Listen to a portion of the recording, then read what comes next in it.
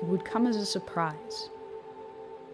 The secure communication system transmitting to the Ohio-class U.S. submarine fleet would be the first to receive the command. Patrolling both the Atlantic and Pacific Oceans, they are undetected.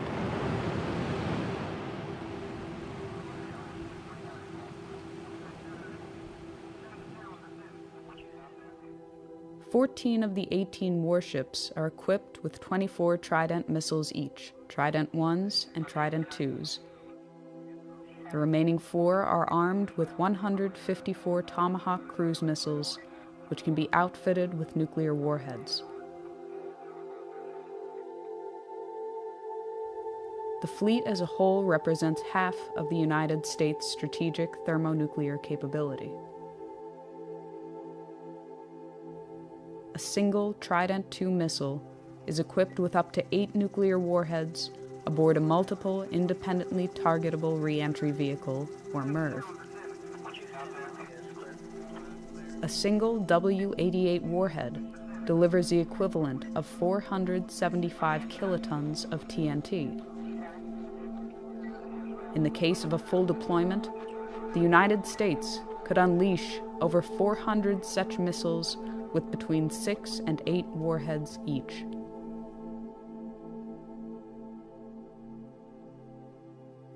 From the time of launch, it can take less than 10 minutes for an SLBM to reach its target, or as little as 5 minutes if it is flown on a depressed trajectory. This allows a very short margin for reaction.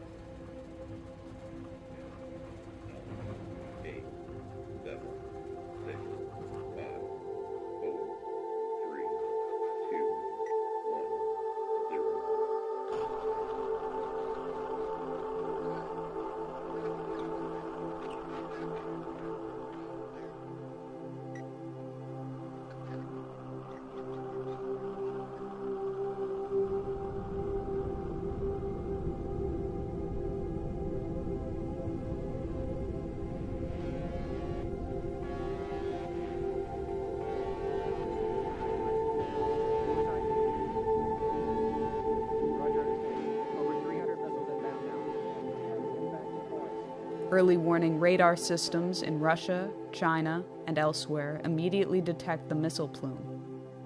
They can determine the trajectory and intended target of the missiles. Minutes fracture into seconds. This is not a test. This is not scheduled.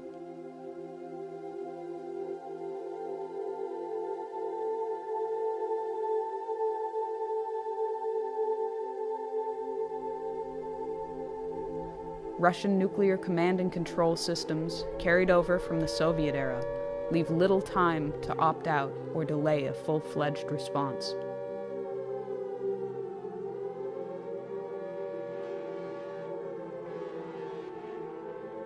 Within 50 seconds, the missile has peaked above the Earth's atmosphere.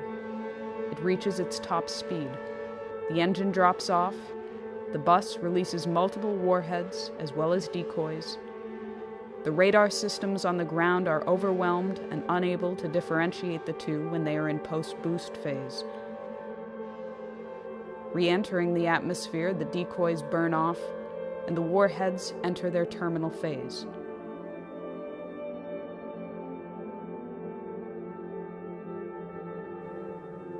It will be less than 180 seconds before they touch down.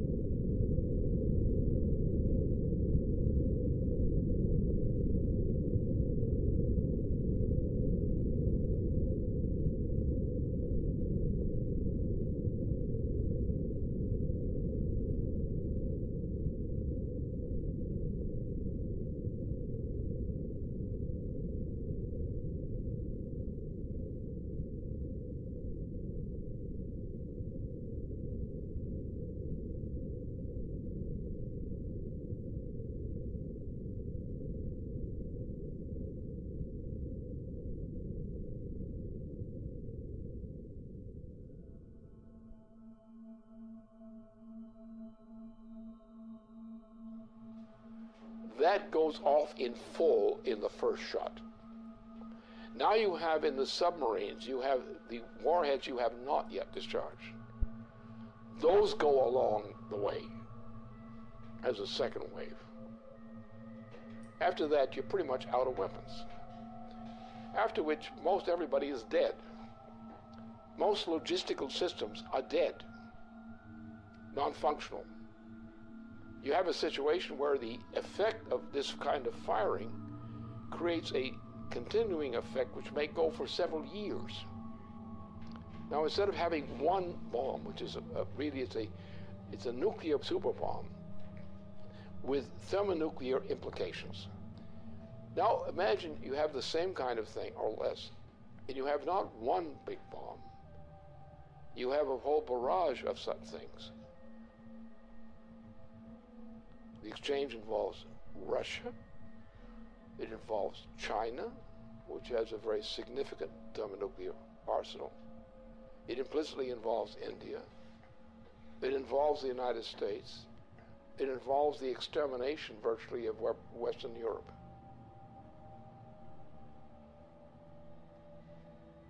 And this is what Obama represents. It's what he's intended.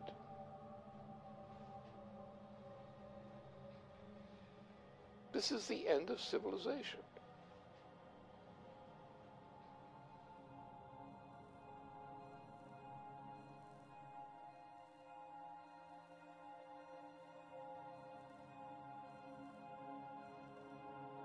The flash was unimaginably bright.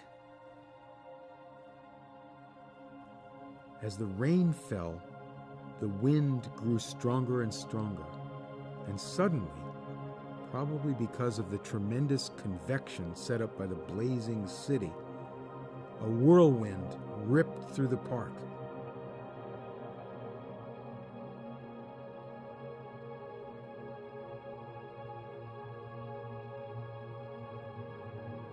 They all felt terribly thirsty, and they drank from the river. At once they were nauseated and began vomiting, and they retched the whole day. Others were also nauseated, probably because of the strong odor of ionization and electric smell given off by the bomb's fission. It was very crowded, and to distinguish the living from the dead was not easy, for most of the people lay still with their eyes open. You reached down and took a woman by the hands, but her skin slipped off in huge glove-like pieces. Those who had their faces upturned when the bomb went off, they were all in exactly the same nightmarish state. Their faces were wholly burned. Their eye sockets were hollow. The fluid from their melted eyes had run down their cheeks. Their mouths were mere swollen, pus-covered wounds, which they could not bear to stretch enough to admit the spout of a teapot.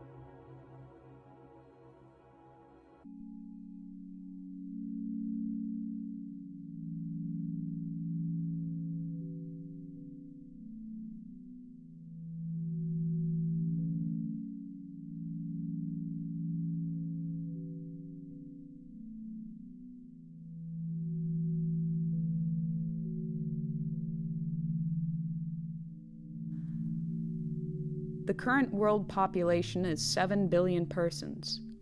The current global nuclear arsenal is approximately 5,000 megatons. After a full nuclear exchange and the immediate loss of life at the points of direct impact and surrounding fallout zones, the ongoing environmental, climatic, and social consequences continue for years. The dust and soot picked up from fires, burning cities, and other target sites has been compared to a volcanic eruption, but far more long-lasting. A regional nuclear conflict, employing only 0.3% of the global nuclear arsenal, would potentially result in 1 to 5 million metric tons of black carbon that would be spewed into the Earth's atmosphere.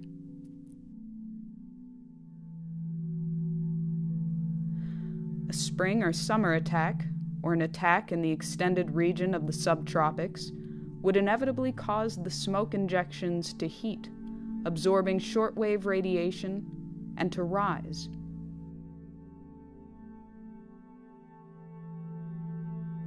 Within a week, what is not washed out immediately in black rain has risen through the troposphere and into the upper stratosphere, where it will remain for many years.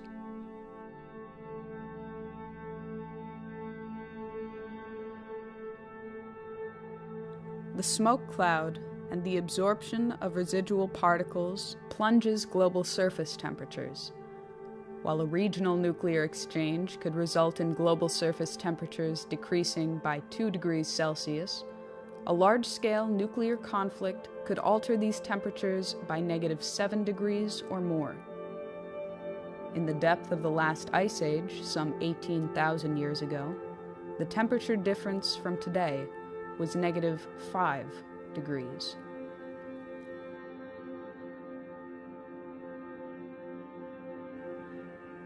Famine for billions of people far from the target zones would be the result of a -2 degree change.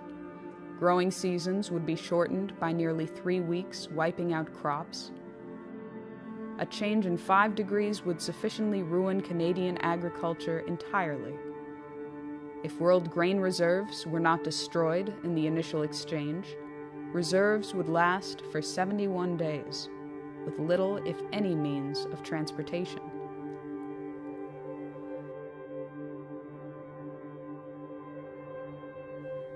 The global hydrological cycle would be disrupted due to the rapid climate change, and global precipitation would likely drop by 45%. The total integrated dose of radiation to living things could reach up to half the level of lethality for human beings, even in regions of the world outside the war latitudes. If nuclear installations were targeted, including plants, fuel cycle installations, and waste dumps, and nuclear materials were vaporized, it would create a very long-lasting impact on survivors.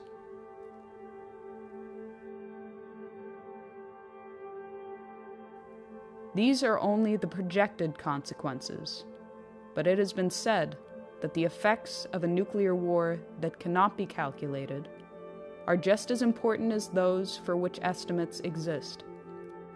Both, however, are subject to very large uncertainties. These estimated consequences have, so far, survived the scrutiny of scientists in the East and West for the past 30 years.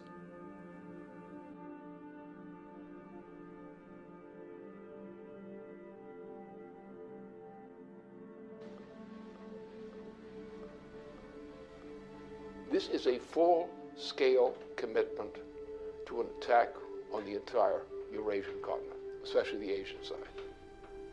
And it's a military operation with a full panoply of every kind of weapon for general, essentially a nuclear warfare capability, with all components, submarines, various kinds of ships, a vast accumulation of U.S. troops in that whole region, with auxiliary side in. You're looking at World War III, and nothing less than that.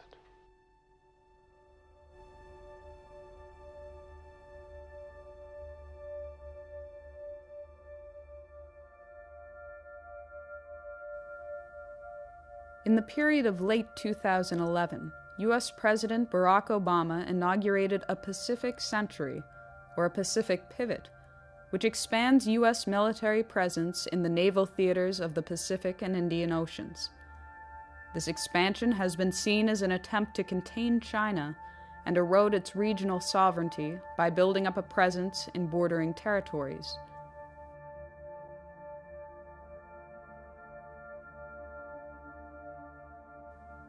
Barack Obama's rebalance to the Pacific includes plans that would take effect over the coming years to station 4 littoral combat ships in Singapore, to obtain increased U.S. access to the Australian naval base at Perth, and increase troop levels at Darwin to 2,500 troops. There are also plans to expand troops in South Korea to 28,500, to expand troop presence in Guam, the Philippines, Japan, and to maintain the forward deployment of U.S. aircraft carriers in that theater. China has responded to increased U.S. presence in the Pacific with the Area Denial Anti-Access Strategy, Chinese military measures to keep adversaries out of strategic territory bordering their country, in particular the East China Sea. In addition, the Pacific Strategy also includes a missile defense shield, which would be on the soil of South Korea, Japan, and Australia, targeting Asia and the Middle East. As a response to what was seen as an Asia-Pacific arms race, Chinese press indicated that to improve its security, China would upgrade its nuclear weapon capability. They would also develop offensive nuclear-powered submarines with ballistic missile capabilities sufficient to break the interception capability of the U.S. missile defense system. In the spring of 2012, there was further warning that an overarching missile defense system would force China to change its long-held nuclear policy, that China would revisit its policy of no first use and, if threatened, would consider an offensive nuclear strike. We've begun a review that will identify our most important strategic interests and guide our defense priorities and spending over the coming decade. So here's what this region must know. As we end today's wars, I have directed my national security team to make our presence and mission in the Asia-Pacific a top priority. As a result, reductions in U.S. defense spending will not, I repeat, will not come at the expense of the Asia-Pacific. My guidance is clear. As we plan and budget for the future, we will allocate the resources necessary to maintain our strong military presence in this region.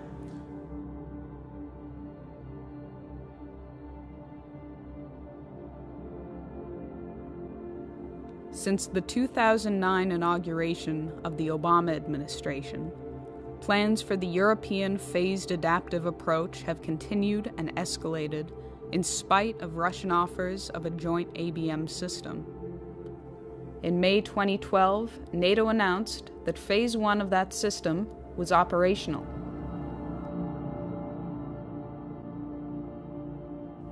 Phase 1 includes the deployment of ballistic missile defense systems along the perimeter of Russia. As part of Phase 1, the United States has deployed a missile defense radar to Turkey.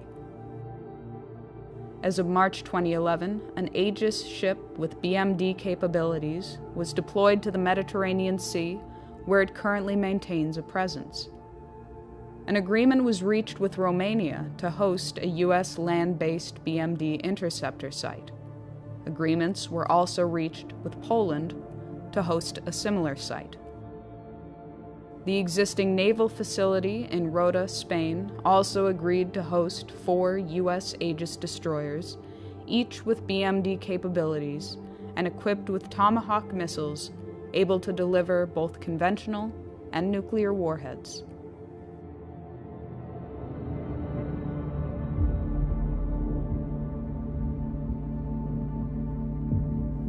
Responding to the inauguration of Phase 1, Chief of the General Staff of the Russian Armed Forces, General Nikolai Makarov, warned that while a joint U.S.-Russia development of a BMD system was an option that should be pursued, the continued buildup of a BMD system on Russia's border was seen as a threat to Russian security and a provocation.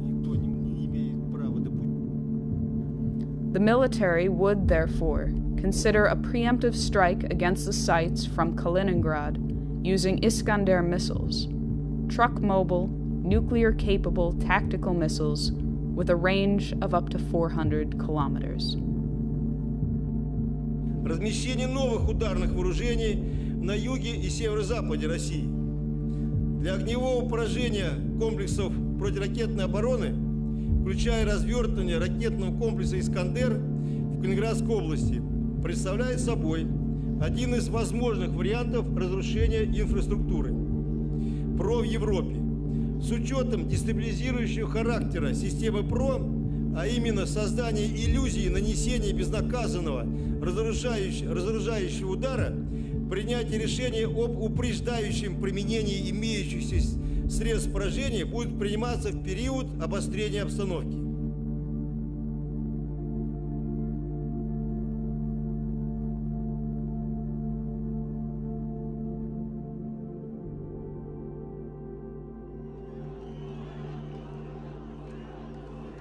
It was demonstrated at Brussels early in February 2012 that while Russia and China abstained from giving their support to UN Resolution 1973, they would forcefully draw the line on Syria and implicitly on Iran.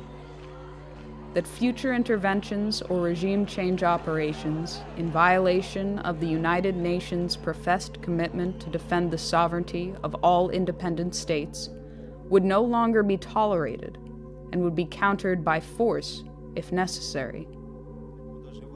Параметры, которые прописаны в этом договоре. Одновременно будет развернута очень широкая работа к тем, чтобы все страны или весь ядерный клуб, который очень обширен сейчас, подключились к этому договору. Мы понимаем, что так нельзя. Я уже не говорю, что в какой-нибудь момент такие действия, которые подрывают государственный суверенитет, могут закончиться вполне себе такой полноценной региональной войной. И даже, никого не хочу пугать, с применением ядерного оружия.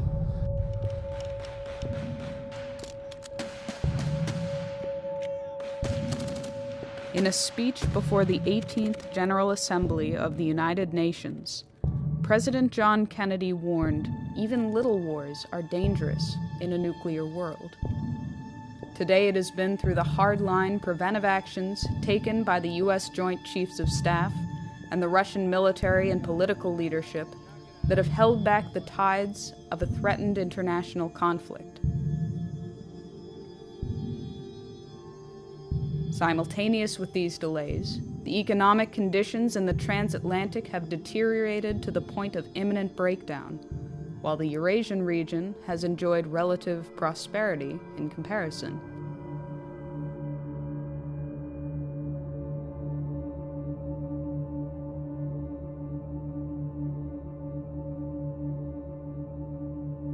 Since the hyperinflationary measures started in 2008 and continue unabated to this day, the transatlantic economies are in ruins and no longer maintain the semblance of economic power they had 30 years ago.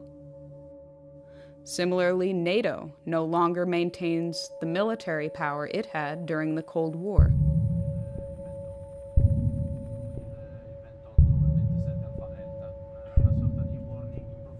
Only the United Kingdom, France, and the United States, among the NATO countries, maintain their own nuclear arsenal. France is believed to have a nuclear stockpile of 300 warheads, and Britain maintains a stockpile of 225 with 160 active nuclear warheads. Britain, France, and the United States, after their cooperative mission to eliminate the Libyan head of state, are currently the most emphatic to end the regime of Bashar al-Assad in Syria, despite the line drawn by Russia. This enthusiasm from the West has taken the form of openly arming barbaric opposition groups. They've claimed the right to enforce humanitarian intervention policies of the type championed by Iraq War architect Tony Blair. And from the United States, President Obama is escalating the propaganda campaign to establish the pretext for a full-fledged U.S.-led military intervention into Syria and beyond. That a red line for us is we start seeing a whole bunch of chemical weapons moving around or being utilized. That would change my calculus. That would change my equation. If world war were the intention, a Middle East attack would immediately engage the world powers of Russia and China. Inevitably, the United States would employ the greatest assets of its nuclear arsenal. The trajectory of a ballistic missile launched from the Pacific Ocean or Atlantic Ocean, the normal patrol areas of the Ohio-class submarine, would most likely cross China or Russia, assuming the target to be somewhere in the Middle East or Asia in general. This has two significant implications. First, the U.S. would have to inform Russia or China of its intentions prior to initiating a strike from a submarine, if either of those two nations was not the intended target, which blunts the effectiveness of the strike. Second, the launch acts as a datum for the submarine itself. If the launch platform is also carrying nuclear weapons, the effect of launching a missile makes the entire submarine and its nuclear payload more vulnerable. Assuming that other nations have been informed of an intention to launch a strike from a ballistic missile submarine, this may afford a nation an opportunity to actually destroy the submarine. For these two reasons, it is unlikely that any U.S. president will execute a non-nuclear strike from an Ohio-class submarine on strategic deterrent patrol.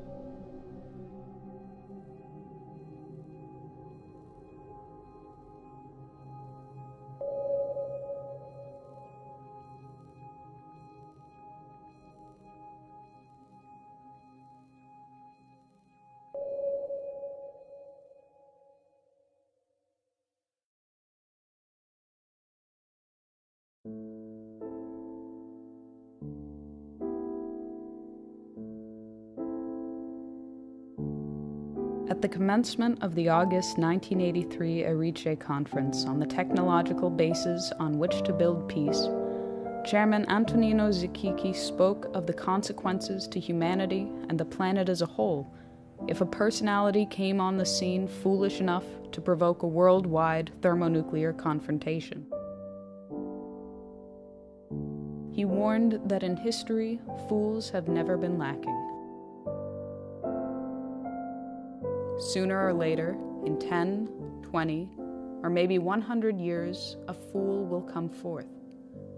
When the fool appears on the scene, mankind will find itself with hundreds of millions of dead, with the ozone layer destroyed by 50%, with the average temperature of the planet lowered by at least 7 degrees.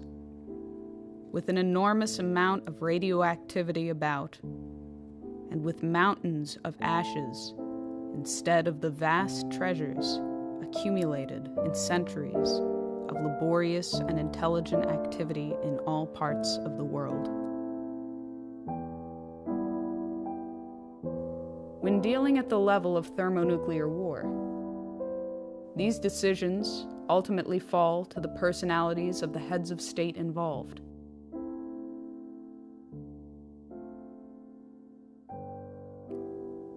When the American people chose Dwight D. Eisenhower to lead the nation, it was his handling of the Suez Crisis which drew us back from what would have inevitably escalated into nuclear war.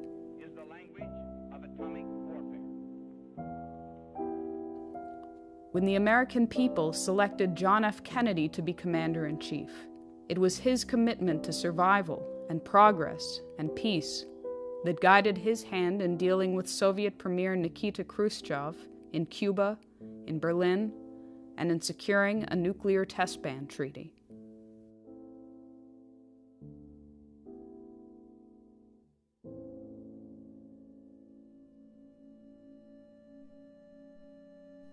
Today, the American people have chosen Barack Obama, who, at the earliest phase of his presidency, was already moving the apparatus into place that could and would trigger a worldwide nuclear holocaust. Obama, on his part, is clinically insane. His state of mind, as manifest, is that of a clinically insane person. And it's a clinical insanity of the Nero type.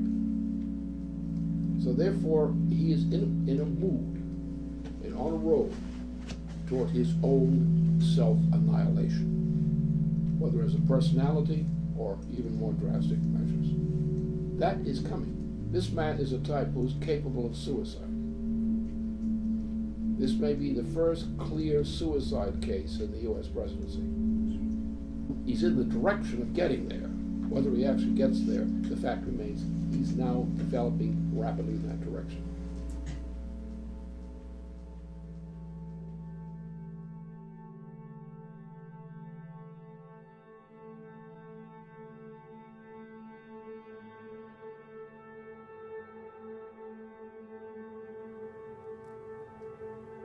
The American people will soon go to the polls to decide the next President of the United States.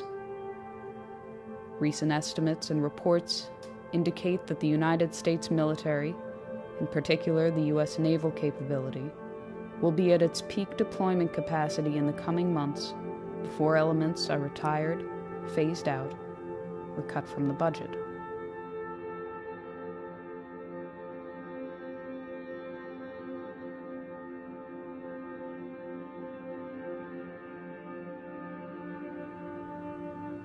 If ever there were a time to launch an attack, it would be now, in these coming months.